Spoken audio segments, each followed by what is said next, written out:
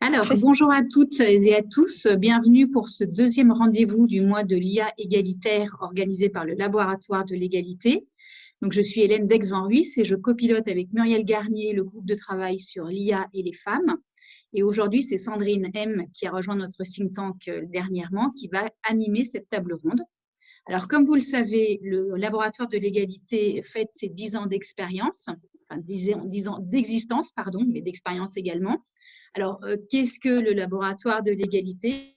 Rapidement, c'est une association qui a pour but de promouvoir l'égalité professionnelle, la défense du droit des femmes et qui compte plus de 1500 membres, hommes et femmes confondus. Alors, le laboratoire de l'égalité est avant tout une force de rassemblement et d'interpellation des personnalités publiques et privées. Et il sensibilise aussi l'opinion publique, mais aussi le gouvernement en émettant des propositions, des solutions sur des sujets très actuels. Alors, clairement, il a une mission de sensibilisation et d'éducation. Et je vous propose de retenir 3 dates en ce qui concerne le laboratoire de l'égalité et surtout le groupe de travail sur l'IA. Donc, le laboratoire de l'égalité s'est emparé dès 2017 du sujet de l'IA et a agi comme un lanceur d'alerte en évoquant la discrimination des algorithmes sexistes et les biais des algorithmes. En 2019, on a le livre « L'intelligence », je ne sais pas si vous le voyez. Non, merci, on ne le voit pas. Non, il est tout blanc. Bah oui, il est tout blanc, ça cause. Ah, ça y est, avance encore. Non, je recule. Près-toi. Là, oui, voilà. À ma place. Ah, donc. Bon, là, vous l'avez vu.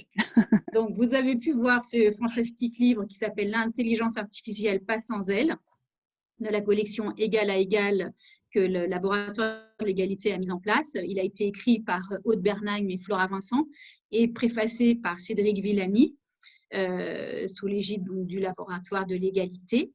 Donc ça, c'était 2019. Et la dernière date à retenir, c'est 2020. Donc 2020, très important. C'est le lancement de notre pacte pour une IA plus égalitaire entre les femmes et les hommes, en complémentarité avec des associations avec lesquelles on travaille en partenariat, comme le Cercle Intérêt, comme la Fondation Arborus, Femmes Ingénieures, etc.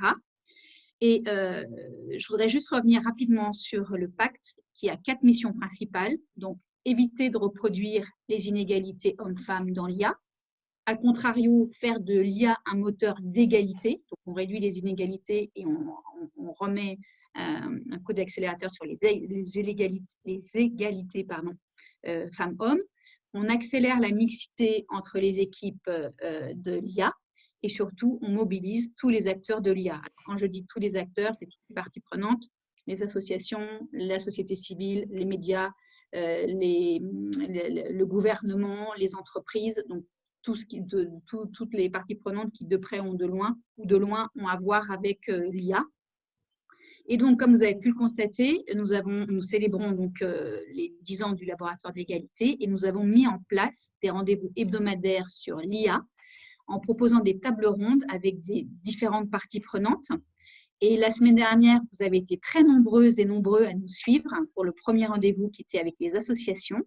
Donc aujourd'hui, nous sommes ravis d'aborder l'IA du point de vue des entreprises et nous accueillons 3 invités prestigieuses, donc Cléa Deléris, Dominique Rochu qui remplace Sandrine Charpentier pour raisons très personnelles et Magali Germont. Alors avant de passer la parole à Sandrine qui va vous présenter plus en détail nos intervenantes, je vous encourage à utiliser le chat pour poser toutes les questions qui vous interpellent ou que vous avez envie de voir poser à l'écran, poser au pied de nos intervenantes. Donc, il y aura une série de questions, en deuxième session, une série de questions, donc questions-réponses. Et donc, sans plus attendre, je passe la parole à Sandrine. Sandrine, c'est à toi.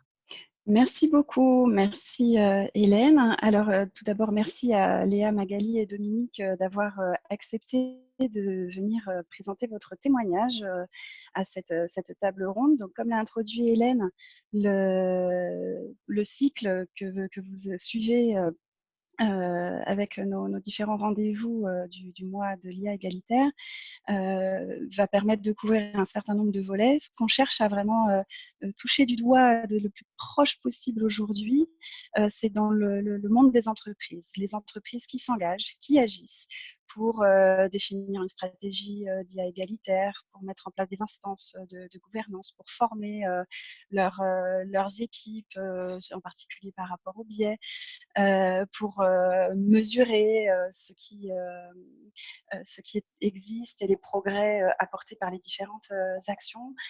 Bref, il y a 1000 façons d'agir en faveur de ce bel objectif. Nous allons commencer par Léa de l'IRIS. Donc, vous êtes responsable d'une équipe de data scientists au sein de la fonction risque du groupe BNP Paribas. Donc, BNP Paribas est une entreprise qui développe, déploie beaucoup de modèles d'intelligence artificielle et qui cherche à le faire, j'allais dire, de façon la plus saine, transparente et en maîtrise des risques possible. Donc, vous, par rapport à votre rôle dans l'entreprise, je vais vous laisser raconter un petit peu comment vous agissez en ce sens et les actions concrètes que BNP Paribas peut apporter pour avancer vers une IA égalitaire et en faveur de l'égalité. Merci. Merci Sandrine, merci Hélène et merci de m'avoir invitée. Je suis ravie d'être là et de vous parler un peu de ce qu'on fait concrètement. Pour revenir, oui, je suis en charge d'une équipe d'intelligence artificielle et notre rôle, c'est vraiment principalement d'accompagner les personnes de la fonction, mais du groupe BNP Paribas quand elles en ont besoin, sur le déploiement de use case d'IA. Donc, on est vraiment des praticiens, c'est-à-dire qu'on fait de l'IA et c'est vraiment un cadre important dans ce que je vais raconter qui sortent finalement de la pratique et de l'expérience de développer les modèles. Mais comme on est aussi dans la fonction risque, on a quand même à cœur de prendre des sujets transverses sur les risques de l'intelligence artificielle. Alors, les risques au niveau de l'entreprise, sur les erreurs que ça peut faire, mais aussi, évidemment, tout ce qui peut être sur la transparence, l'auditabilité, l'explicabilité et les biais qui rentrent dans le domaine de rendre l'IA responsable. Donc moi, les choses sur lesquelles on travaille finalement principalement maintenant, c'est vraiment d'éduquer. Je pense que c'est la première chose à faire, c'est un peu de démystifier tout ça. On a beaucoup de… Tous les jours, on a des nouvelles sur des algorithmes qui font des trucs super et puis des algorithmes qui font des trucs ignobles.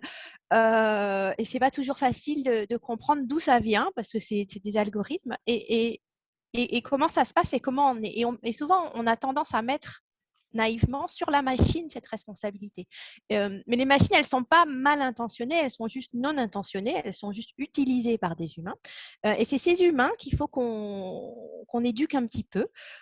Et ces humains, je vais séparer deux gros rôles. Il y a ceux qui développent les modèles, les gens comme moi, les data scientists, et ceux qui les commandent, ceux qui en ont besoin, mais qui ne sont pas nécessairement les gens qui le font. C'est un peu maîtrise d'œuvre et maîtrise d'ouvrage, je pense que c'est un peu cette idée, et qui ont des rôles différents.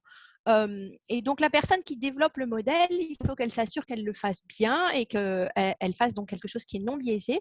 Mais il faut qu'elle comprenne très finement d'où vient le biais. Et le biais, il vient souvent de la donnée, de la façon dont on la nettoie et la prépare avant de le mettre dans l'algorithme. Les algorithmes ont parfois des effets de bord qui rajoutent du biais, mais c'est tout ce process-là de la personne qui crée le modèle qui est important et qu'il faut qu'ils comprennent. De l'autre côté, les gens qui demandent, ceux qui ont la maîtrise d'ouvrage, si j'utilise les termes correctement, eux, ils vont voir le résultat et c'est eux qui vont guider. C'est eux qui vont pouvoir dire là, finalement, ce que vous m'avez donné, c'est satisfaisant. Donc, c'est vraiment eux qui ont aussi la responsabilité du modèle à la fin. Donc, il faut qu'ils comprennent si le modèle, il a des biais et dans quelle mesure. Et dans quelle mesure, finalement, le modèle final est acceptable. Et ça, c'est un sujet sur lequel je voudrais mettre des nuances parce qu'on a l'impression que dès qu'on a trouvé des biais, il faut les enlever et c'est si simple. Mais en fait, le biais, c'est quand même quelque chose d'un peu subjectif. c'est quelque chose de très culturel, ça veut dire qu'on utilise quelque chose de manière injuste. Et ça dépend du contexte. On voit très bien que dans des contextes, on va dire, médicaux, il y a des biais sur les genres qui sont acceptables parce qu'ils sont importants par rapport à la façon de traiter et l'information qu'on a, qui ne sont pas acceptables dans d'autres cas. Et donc, la difficulté finalement des biais dans l'IA, c'est ça, c'est qu'il n'y a pas une façon de faire et les gens ne la font pas. C'est juste que c'est un problème qui est intrinsèquement complexe et qui demande de réfléchir à ce qu'on veut faire, à l'usage et le contexte dans lequel on le fait et à ce qui est acceptable ou pas en termes de différence de traitement. Parce qu'on n'aura jamais des algorithmes parfaitement égalitaires. En tant qu'humain, on n'est pas parfaitement égalitaire, mais on a besoin de comprendre où ils sont et comment on peut réduire ça pour que ce soit le plus neutre possible. Donc ça, c'est vraiment des choses importantes. Et donc, nous, en ce moment, chez BNP Paribas, on a 2 formations qui sont en cours, qui sont en cours de déploiement. Une formation, je vais appeler générale pour tout un chacun, qui explique un peu ce que je vous ai dit là, mais avec des exemples, pour que les personnes qui demandent ces modèles, elles puissent vérifier, elles puissent y penser, elles puissent comprendre un petit peu et mieux parler avec donc, les data scientists. Et pour les data scientists, là, on a quelque chose de beaucoup plus extensif et beaucoup plus technique, si vous voulez, où on les sensibilise, mais aussi on leur donne des outils très techniques de comment on mesure les biais, quelles sont les techniques, comment on peut modifier les modèles pour atténuer ces systèmes de biais. Donc ça, je pense que c'est vraiment simple d'un côté, mais très important et peut-être pas encore tout à fait fréquent dans les cursus de préparation des data scientists. Enfin, moi, je pense que, enfin, ça fait écho aux 4 éléments de la charte, mais la diversité, la diversité, c'est important. Et c'est pas, et là, je voudrais insister, c'est pas une idée en l'air. Ah, si on a plus de femmes, ce sera mieux. Pourquoi? C'est pas magique. Ce qui est important, c'est qu'on a besoin d'avoir une diversité de représentation pour avoir une diversité de points de vue. Moi, j'utilise souvent l'exemple de si on a une équipe où il n'y a que des droitiers et qui font des ciseaux, ils vont faire des ciseaux pour droitiers. C'est logique parce que c'est leur vision du monde et qu'on ne sait pas toujours facile de se sortir de sa vision.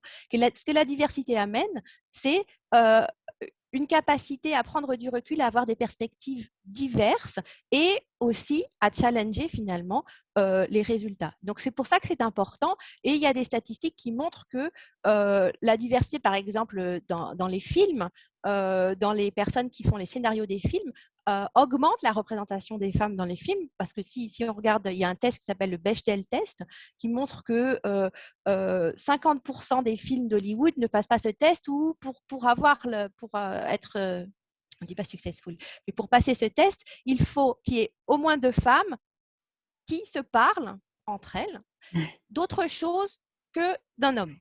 Donc, c'est pas mettre la barre très haut quand même. Et il y en a la moitié qui n'arrivent pas. Et ils ont montré que s'il y a des femmes dans l'équipe qui fait le film, qui écrit le film, ben cette proportion de films qui ne passent pas ce test, elle diminue. Donc, on voit des choses comme ça. Il y a une étude de McKinsey dont j'ai entendu parler ce matin qui montre que si les femmes, si on avait la parité dans le numérique, on aurait une augmentation de PIB importante de 10% a priori pour la France. Alors après, moi, je n'ai pas lu cette étude, mais il y a quand même beaucoup de choses qui montrent qu'on a besoin de cette diversité pour, à mon avis, cette diversité de points de vue. Et donc, ça, c'est quelque chose qui est aussi important. Et donc, chez BNP Paribas, on a aussi beaucoup c'est un élément important, la diversité et l'égalité au niveau des genres, mais aussi au niveau des cultures. On est une banque française, mais mondiale, et donc il faut qu'on fasse attention à cet aspect-là, mais au niveau du handicap. Et puis, en interne, on a une association qui s'appelle BNP Paribas Mix City, donc il y a un C, c'est pas comme dans Mix City que représente Dominique, qui est pour les femmes cadres et qui œuvre aussi pour qu'on ait une représentation égalitaire à tous les niveaux de l'entreprise. Voilà. Et une dernière chose dont je voulais parler par rapport à comment faire une IA égalitaire, il faut qu'il y ait aussi, on parle beaucoup des biais, mais à mon avis, un autre aspect de l'IA égalitaire, c'est l'explicabilité. C'est parce que l'explicabilité, c'est encore une fois démystifier, mais décortiquer un peu comment les modèles fonctionnent pour qu'une plus grande majorité des gens aient confiance dans ces modèles et puissent les utiliser. Et ça, moi, je pense que c'est assez important pour l'utilisation de l'IA en général et pour que tous puissent en bénéficier et tous puissent comprendre ce que ça peut apporter. Et nous, là aussi, on fait beaucoup d'études sur qu'est-ce que ça veut dire expliquer à qui et pour quel rôle. Voilà, je vais peut-être m'arrêter là pour m'assurer que tout le monde ait le temps de répondre. C'est parfait. Merci beaucoup, Léa. Merci. Je vais transmettre le bâton de parole à Magali. Donc, Magali, vous représentez, vous êtes déjà également une femme engagée dans cette démarche égalitaire, en particulier dans la tech, dans le monde de la data, depuis plusieurs années. Et avec Adélia, dont vous allez certainement nous parler plus en détail, vous contribuez à amener ces fameuses mesures, enfin ces labellisations pour pouvoir évaluer les projets digitaux et accompagner cette transformation. En fait, ce qui ne se voit pas n'existe pas. Vous contribuez à faire en sorte que les choses se voient et finalement avance dans ce sens. Je vous laisse en dire davantage. Oui, merci. Merci beaucoup. Donc, moi, je suis Magali Jamon. On ne vous entend pas très bien. Il faudrait pouvoir vous rapprocher, peut-être vous mettre pile dans l'axe de votre ordinateur, je ne sais pas. Je vais me rapprocher. Est-ce que ça va bien? Oui, c'est mieux? On vous entendait mieux tout à l'heure pendant les tests. Est-ce que vous auriez un casque? Et dans ce cas-là, à ce moment-là, je pourrais peut-être passer la parole à Dominique le temps de résoudre ce problème. Alors. Est-ce que c'est mieux? Là, ça devrait bien. Voilà, ça commence cette fois-ci. Merci. Ok, super. Donc, oui, donc je disais, moi, je suis Magali Jamon, donc je suis mathématicienne, statisticienne de formation et j'ai évolué vers le métier de data scientist. Aujourd'hui, donc, je co-dirige Adélia. En effet, nous sommes une ESN en fait spécialisée dans le développement d'algorithmes d'intelligence artificielle. Donc, exactement comme ma prédécessrice, en fait, je suis en fait en charge d'équipe de data scientists. Et nous avons aussi un fort engagement sur l'éthique du numérique. Alors, pour parler plus personnellement, donc moi personnellement, je suis aussi au niveau de la région Occitanie, la déléguée régionale Femmes du numérique pour l'Occitanie, qui est un programme porté par le Syntec numérique. Et à ce titre, du coup, j'effectue en effet énormément d'actions en faveur de la mixité. Et j'essaie vraiment de vulgariser, de sensibiliser la jeunesse, mais aussi les professionnels autour de tous les enjeux éthiques et sociétaux de la société de demain par rapport justement à l'IA, mon métier de data scientist et ce que moi j'ai pu apercevoir et surtout par rapport à ma propre expérience. Donc, quand j'ai commencé à mieux rentrer dans l'univers de la data science et découvrir un peu la puissance en effet des algorithmes et tout cet univers avec cette capacité de contrôler certaines choses, voire se rendre compte qu'il y avait des choses qui n'étaient pas contrôlables et en effet de faire ce constat des biais, ça m'a vraiment personnellement touchée et d'un point de vue vraiment par rapport à mes engagements et ma moralité, le contexte boîte noire m'embêtait terriblement. Donc, c'est là qu'on a commencé vraiment à réfléchir justement autour d'algorithmes plus transparents, plus explicables, de développer des méthodologies pour déjà les appliquer à nous-mêmes sur mieux encadrer nos algorithmes et pour pouvoir proposer une explication et une vulgarisation de notre métier et de nos produits, de nos algorithmes à nos clients et nos potentiels clients. Il était vraiment important pour moi qu'ils comprennent bien cette transparence et qu'est-ce qui se passe derrière la data science et pouvoir leur donner des clés pour qu'ils ne soient pas avec un algorithme complètement black pour eux et juste parfois constater certaines dérives. Donc moi mon combat c'était vraiment ça et c'est toujours ça, c'est vraiment la vulgarisation et la formation autour de ces IA.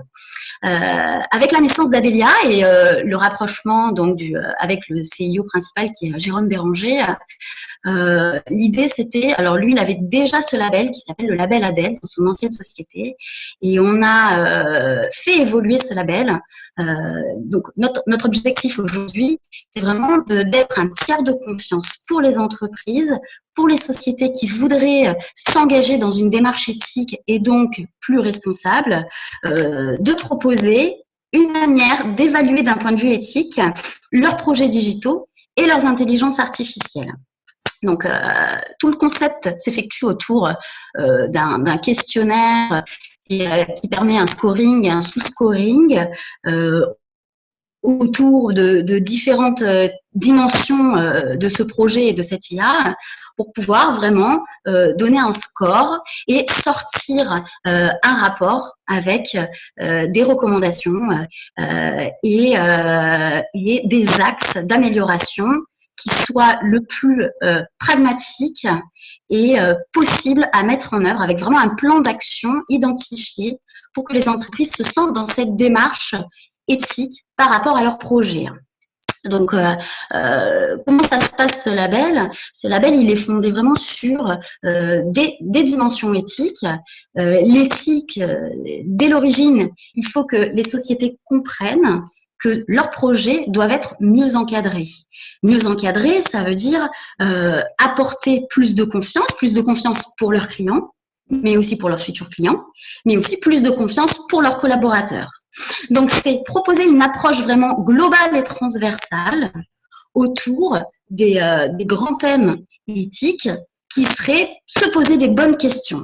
Parce que souvent, on va parler un petit peu, on va dire de manière parallèle comme la RGPD, on va parler de RGPD by design, on parlera aussi d'éthique by design, c'est-à-dire par rapport dès la conception.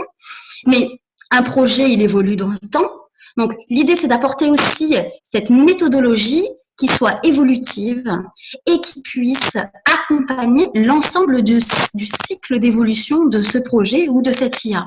Donc, on a catégorisé ça en trois parties, en l'éthique by design, mais il y a aussi l'éthique by évolution, vérifier donc dans le temps l'IA qui a été développée continue de rester fiable, transparente et de respecter les grands axes, entre autres éthiques, sur lesquels elle s'était engagée. Et il y a aussi, on a un troisième volet qui sera l'éthique by correction, qui va être plus, alors là, au niveau, on a parlé aussi tout à l'heure des biais et de la correction de ces biais, donc ce sont des méthodes correctives, mais en prenant en compte les deux étapes d'avant. Et ça, c'est très important parce que, comme on l'a dit, tous les biais ne sont pas négatifs. Donc, il faut bien comprendre, en fait, le contexte global du projet, de l'IA, de l'entreprise, du service, bien comprendre ce contexte, bien apposer face à notre algorithme ou à notre projet des finalités identifiées pour pouvoir, en effet, voir comment elles vont évoluer dans le temps, mais surtout si on veut aller jusqu'à la correction. Alors, quand je parle d'éthique tout le long d'un projet, les vraies questions, c'est de se dire, on va déjà imaginer au niveau des données, se poser les bonnes questions au niveau des données. Est-ce que nos données sont accessibles? Comment elles sont sécurisées? Est-ce qu'elles sont intègres? Quelle est leur traçabilité? On va ensuite s'interroger au niveau des algorithmes. Est-ce que ces algorithmes sont transparents, explicables, interprétables, pour qu'ils puissent utiliser de la manière la plus cohérente les données qui les alimentent? On s'interroge aussi au niveau de l'ergonomie globale en fait du projet, au niveau des systèmes. Est-ce qu'ils sont performants? Est-ce qu'ils sont adaptables pour le client? Après, il y a une vision un peu plus de l'écosystème global. Cet écosystème, on va parler d'éthique de l'environnement. Est-ce que ce projet est bien impliqué, est bien introduit, est bien pensé au niveau de la technologie, au niveau même de l'écologie? Ensuite, on va réfléchir aux pratiques et aux usages qui en sont faits et aux décisions qui en sont prises derrière. Et cet ensemble de dimensions nous permettent d'avoir une vue globale et de pouvoir en effet évaluer non seulement le projet, mais les projections de ce projet et de proposer du coup des recommandations concrètes à partir des scores qu'on trouve dans chaque dimension.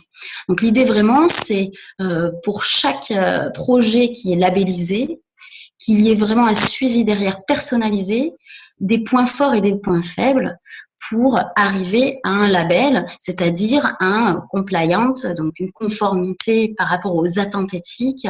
Alors, pas de 100%, mais qu'on accompagne vraiment dans cette démarche éthique. Voilà pour ce qui est en fait du label. Alors, ce label, il rentre dans un service global qui est vraiment ce service d'Adélia, de l'accompagnement et de poser un vrai cadre. Alors, le regard au départ, c'est vraiment une approche très systémique du numérique et de proposer, donc du coup, on propose une vraie culture de l'éthique du numérique pour l'entreprise, la société, en leur apportant un cadre, une expertise pour monter un comité éthique, réfléchir aux enjeux éthiques de leur société, coécrire une charte éthique, par exemple, mais aussi évaluer sur des projets tests, monter des use cases qui est vraiment du sens, en gardant, en étant vraiment garant de toute cette approche éthique et égalitaire, et surtout si c'est des use cases autour de l'IA. Voilà, entre autres, quelques exemples d'actions concrètes et pragmatiques qu'on propose aux entreprises et qui peuvent accompagner un processus de labellisation avec le label ADEL. Alors, le label ADEL, il est sur 2 niveaux. Il y a un niveau vraiment d'origine qu'on appelle le label basique, qui est un projet digital général, et on a le label premium qui là vraiment va faire un focus sur l'IA avec un regard beaucoup plus autour en effet de l'IA égalitaire, où là on va vraiment évaluer avec des algorithmes que nous avons développés nous-mêmes et des métriques propres pour bien quantifier et vérifier la qualité non seulement des données en entrée, des données en sortie, de l'algorithme qu'on évalue, mais aussi du contexte, que cet algorithme, on a des métriques vérifiées, que les finalités sont respectées.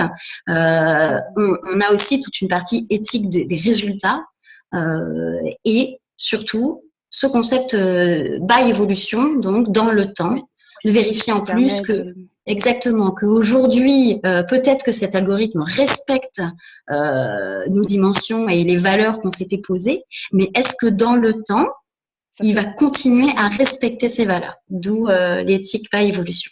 Merci Magali, merci, c'est vraiment passionnant.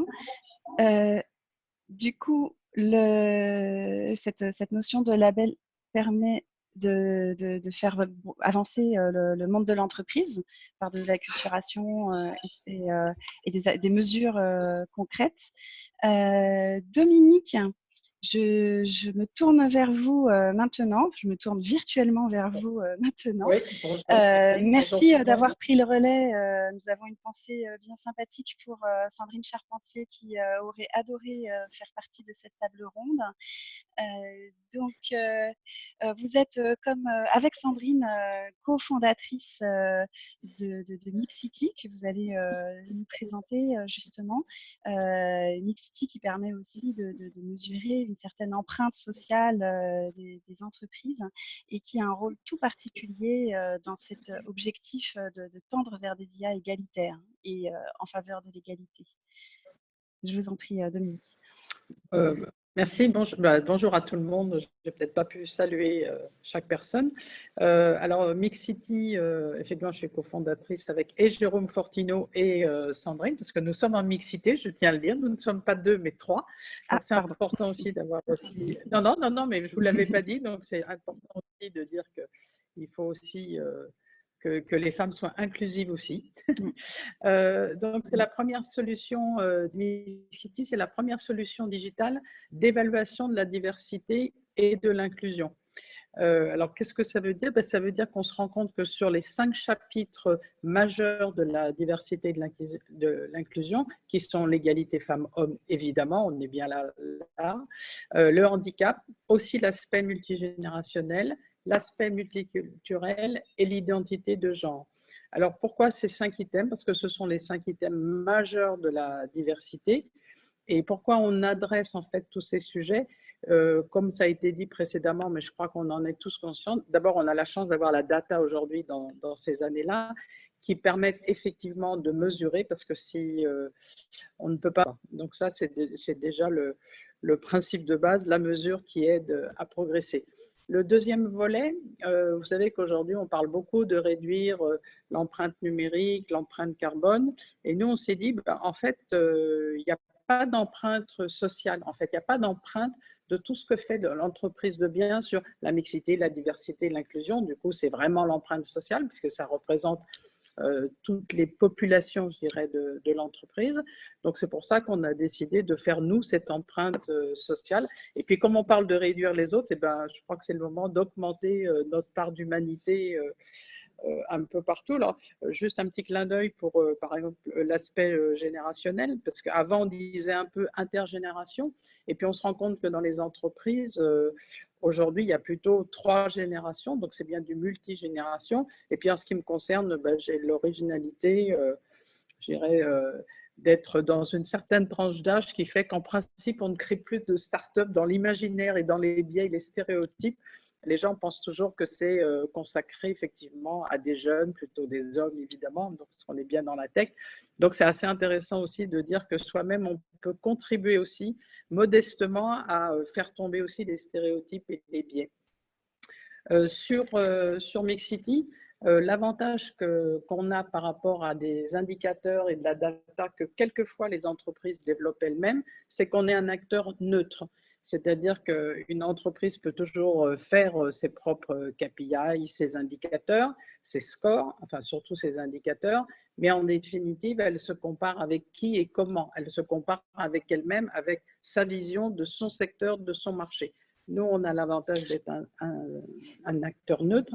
Et quand je parlais d'empreinte tout à l'heure, il y a aussi ce volet de la transparence qui est extrêmement important.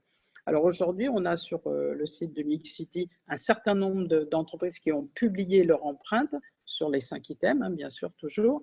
Et en fait, ce qu'on fait avec l'entreprise, la première chose, c'est qu'on fait un état des lieux.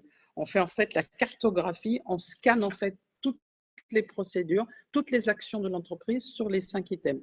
Et en fait, on parlait d'algorithme, et bien l'algorithme, il nous fait déjà une première cartographie pour voir un peu les points forts de l'entreprise, parce que souvent, on a tendance à se flageller, mais il y a beaucoup de choses qui sont faites déjà très bien, mais pas forcément identifiées. On propose des pistes d'amélioration et surtout des objectifs entre 1 et 3 ans, parce qu'on sait que en cette matière-là, ça ne se fait pas non plus en un claquement de doigts.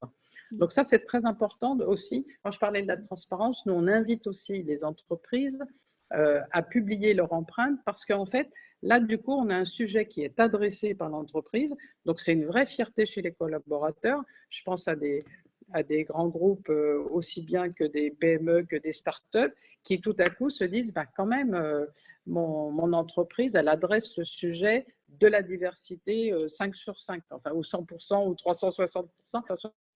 360 degrés, pardon, mais c'est vraiment pour montrer qu'il y a cette force aussi de la communication positive. Ce n'est pas juste évidemment un logo qu'on affiche, ça va beaucoup plus loin que ça, parce qu'il y a la transparence. Alors, ça sert aussi la marque employeur. Et puis aujourd'hui les générations qu'on a, qui évoluent, on voit aussi que les gens ont besoin de sens et de vérité. Et la vérité, c'est plus facile de la trouver avec un acteur neutre que ce soi-même avec soi-même, on va dire. Donc ça aussi, c'est quelque chose qu'on a pu constater avec nos clients, que beaucoup de gens qui sont en recherche aujourd'hui d'emploi veulent déjà qu'à 75%, il y a 75% des gens qui veulent que les entreprises soient plus diversifiées et plus inclusives. Alors, c'est ce que la mission de Mixity, c'est aider à l'inclusivité par des solutionneurs aussi qu'on recommande.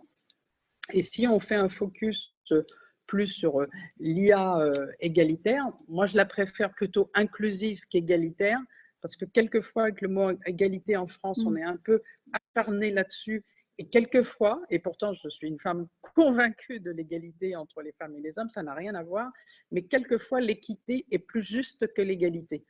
Pardon de dire ça, mais je ne parle pas de l'égalité, mais sur certains points, il vaut mieux être équitable que de vouloir à tout prix l'égalité qui, quelquefois, ne correspond pas. Et sur l'inclusivité, pour moi, ça me paraît important parce qu'on ouvre le spectre par rapport aux hommes et aux femmes.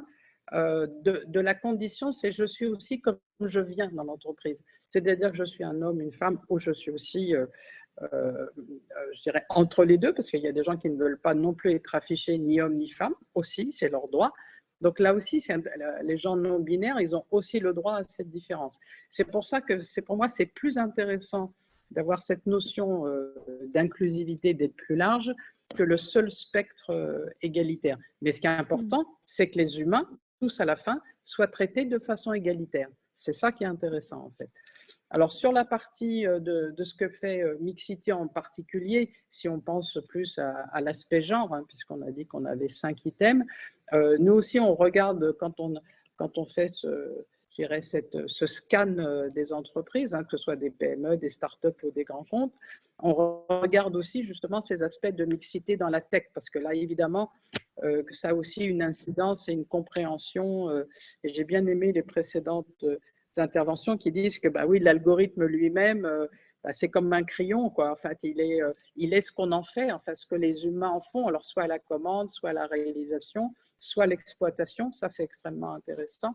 Alors, on regarde aussi s'il y a plus aussi les indicateurs sur ce qu'on appelait les métiers non mixtes. Enfin, c'est-à-dire qu'on se rend compte qu'on a fini par accepter ça, d'ailleurs.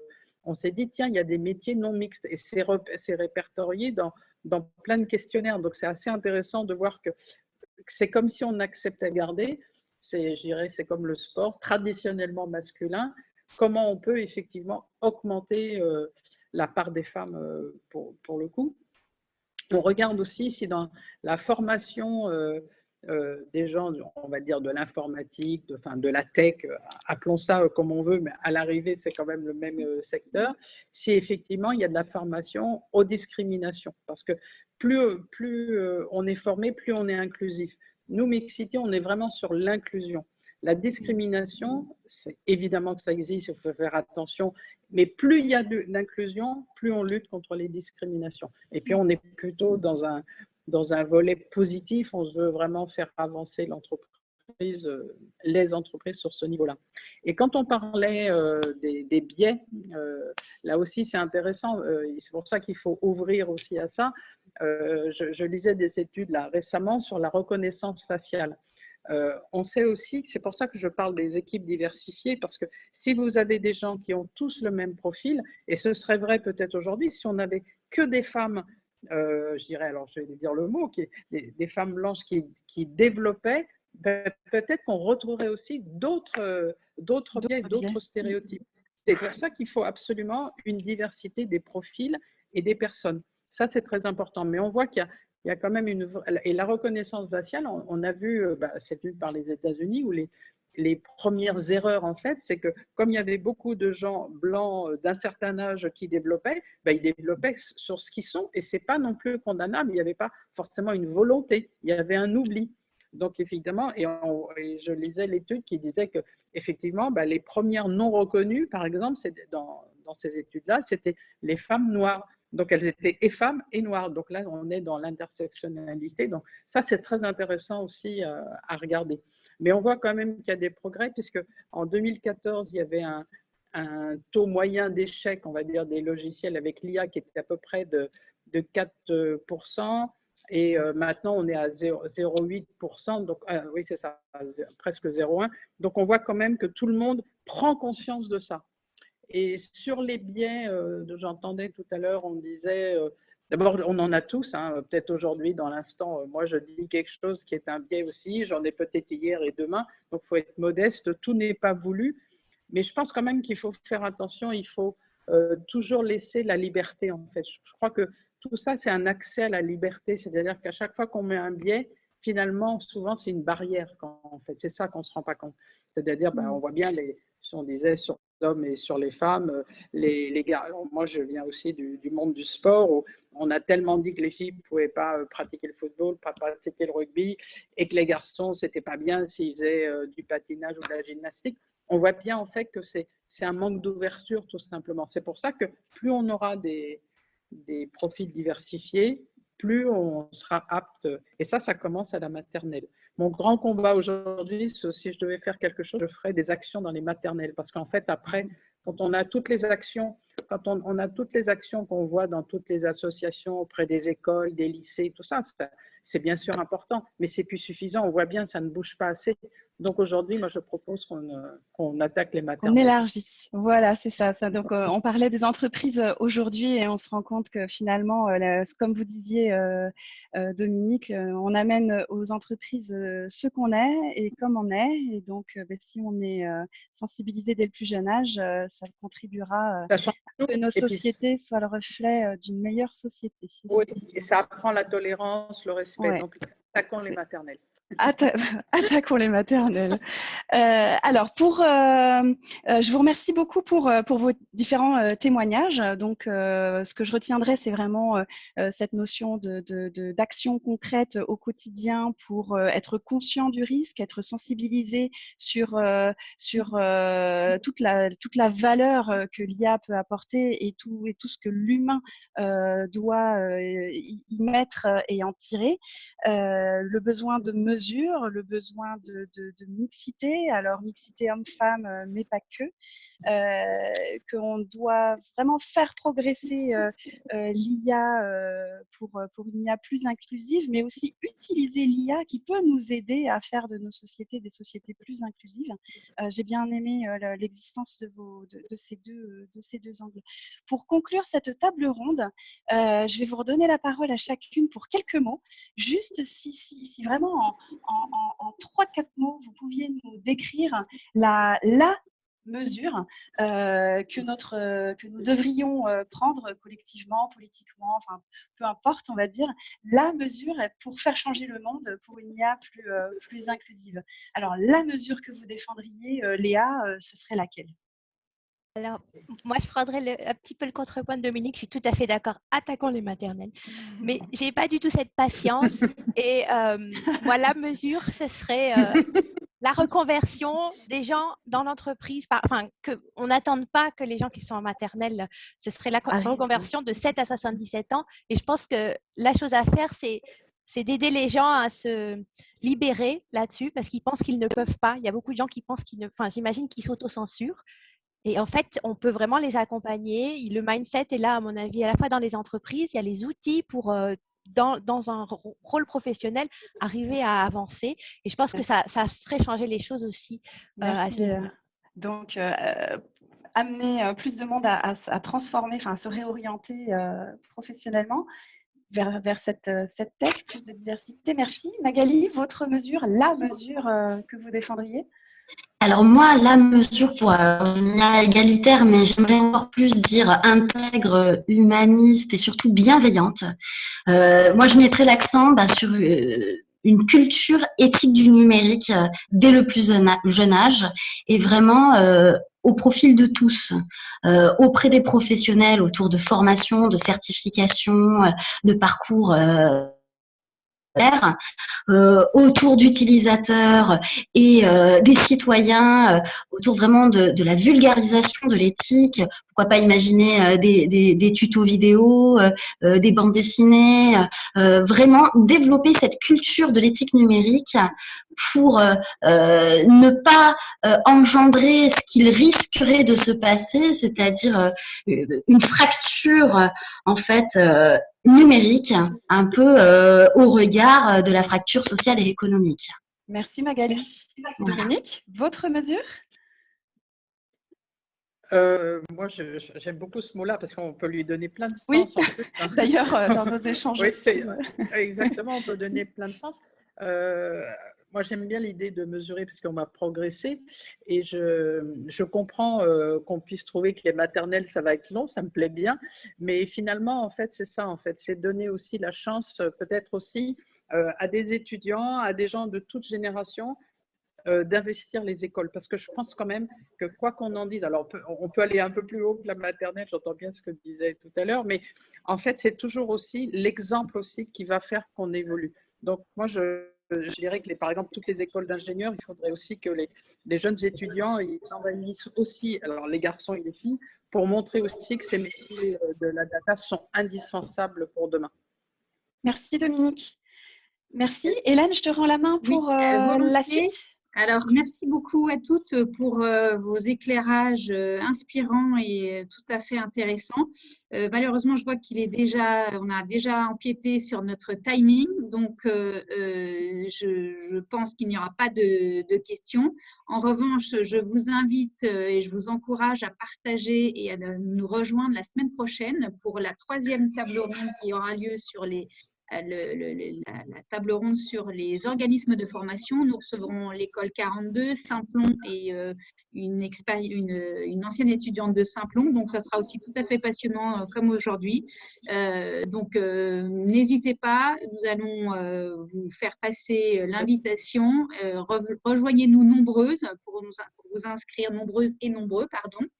Et merci pour vos interventions à toutes les trois. Sandrine, si tu veux dire le mot de la fin. Écoutez, non, je pense que chacun a sa dimension, peut agir finalement dans nos entreprises, mais dans nos vies en général, pour amener cette inclusion. Et finalement, l'IA n'est qu'un exemple de toute cette inclusivité sur laquelle on agit toutes et tous, effectivement. Et une dernière chose concernant cette table ronde, elle sera rediffusée en replay sur nos réseaux sociaux, enfin sur les réseaux sociaux, sur LinkedIn, sur Insta et sur Twitter. Donc, n'hésitez pas à partager, à faire savoir le savoir et le faire savoir autour de vous. Rendez-vous la semaine prochaine pour les organismes de formation. Même si Dominique, Léa, Magali, vous avez assisté aujourd'hui à la table ronde des entreprises, eh bien, venez nombreuses, venez toutes les trois assister à celle des organismes de formation la semaine prochaine. Et puis, à tous ceux et celles qui nous écoutent, on vous attend de pied ferme également. Merci à toutes. Merci beaucoup. Merci et bon après-midi et à la semaine prochaine. Au revoir. Merci. Au revoir.